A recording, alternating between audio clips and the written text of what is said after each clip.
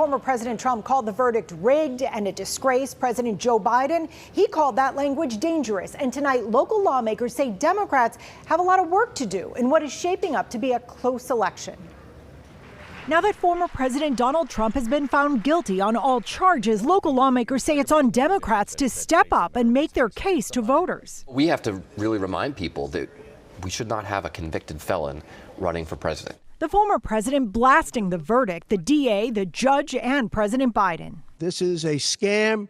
There's a rigged trial. Trump was convicted of 34 felony charges, trying to influence the 2016 election by paying off adult film actress Stormy Daniels. He says he's innocent. It's not hush money. It's a non-disclosure agreement, totally legal, totally common.